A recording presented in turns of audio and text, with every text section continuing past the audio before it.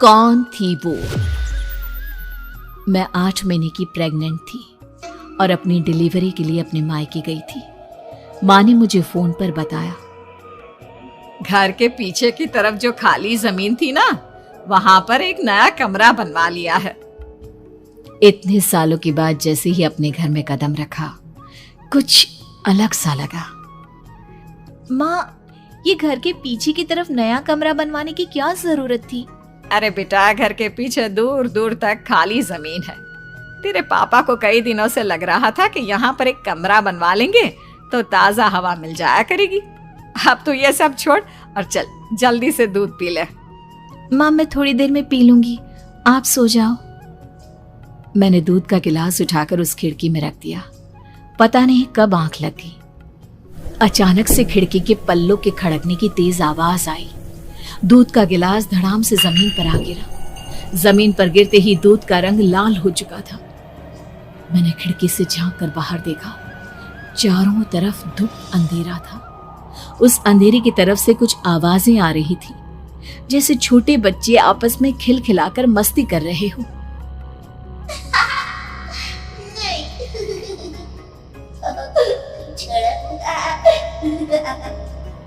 इतनी रात को इतने घनघोर अंधेरे में बच्चों की आवाज कैसे आ रही है? घड़ी में वक्त देखा तो ठीक 12 बजे थे।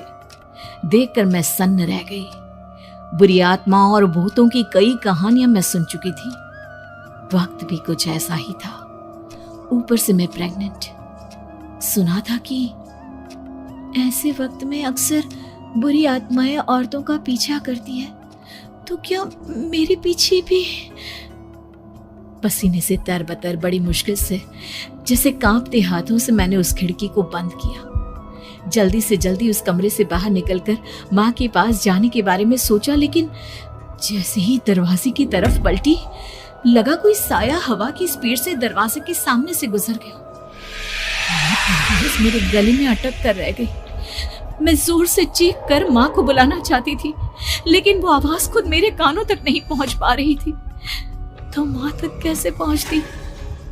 खिड़की के पल्ले एक बार फिर तेज हवा के झोंके से धड़ाम करके खुल गया और पूरी ताकत से मैं चीख पड़ी। जानती थी मेरी चीख की आवाज सुनकर कुछ ही सेकंड में माँ वहां पहुंच जाएगी, लेकिन ऐसा कुछ हुआ ही नहीं।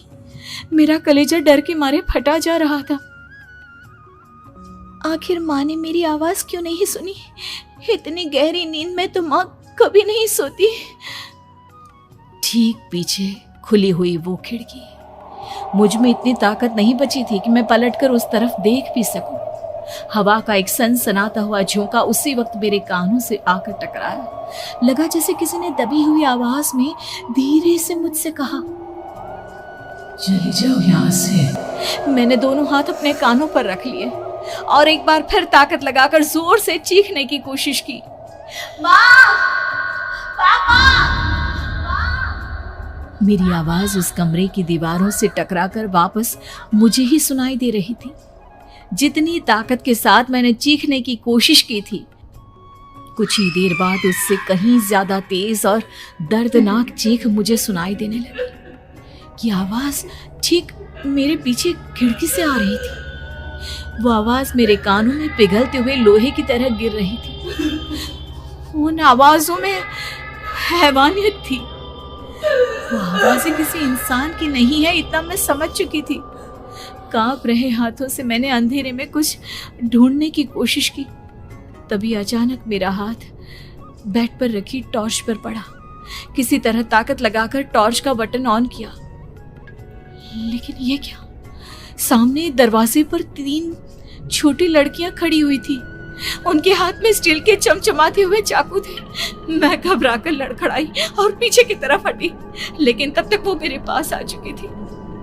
उनकी गर्दन टेढ़ी थी और उनके हाथों के वो चाकू मेरे पेट को निशाना बनाने को तैयार। मैं जोर से चीखी, नहीं, छोड़ दो मेरे बच्चे को, मत मारो, मत मारो, छोड़ दो मेरे बच्चे को। सोनाली, क्या हुआ बेटा? तू इतनी डरी हुई क्यों है? उठ बेटा, क्या हुआ? हड़बड़ाकर मैंने अपनी आंखें खोली। देखा तो दिन निकल आया था। माँ मुझे जगा रही थी। मेरा चेहरा पूरा पसीने से लथपथ था। क्या हुआ बेटा, तुमने कोई बुरा सपना देखा क्या? मैं अभी तक अपने पूरे होश में नहीं थी। वो मेरे बच्चे को मार देगी माँ, वो लड़की मेरे बच्चे को। मैंने घबराकर अपने पेट को छुआ। सब कुछ ठीक था। और वो दूध जो रात को यहाँ पर गिर गया था, उसका रंग लाल हो गया था। माँ ने हंसते हुए दूध का गिलास मुझे दिखाया।